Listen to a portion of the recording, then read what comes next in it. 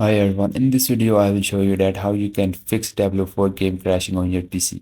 I will show you the important setting that you need to apply to fix this problem. First, right click on your taskbar, you will see the task manager, simply open it. And guys, here you just need to close all the background application from here because this application consume a lot of CPU or RAM. Now you will see the memory or CPU on the top. If these are above the 90%, then it means the danger is simple and you just need to close all the background application from here. Now on the top you will see the background application that are using the most of your memory or CPU. Now right click on them and simply click on the end task.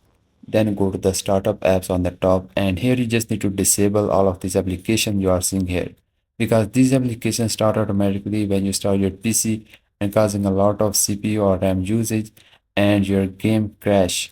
So you just need to right click on that all and simply click on the disable. Once you disable it, now the next important setting is the privacy settings.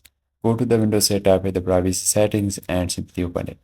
Now here on the left hand side, just scroll down, you will see the background app, just click on that, then turn it off because these are also the application that are consuming a lot of CPU or RAM or the GPU and your game crash. So make sure this is turned off. Then the next important setting is the system configuration. So go to the Windows setup with the system configuration, open it, then go to the boot. Now once you click on that, here you will see the advanced option, click on that. Now here just check this box and just select here the maximum number of processor you have. And guys, if you have the 4, 8, 16 or the 32 any value, then just select here the maximum. This will increase your game performance. Then just click on the OK, then just click on the apply. Now just click on the services on the top, then just click on the hide all Microsoft services. Now guys, these are also the services that are consuming a most of your GPU or the RAM and your game crash.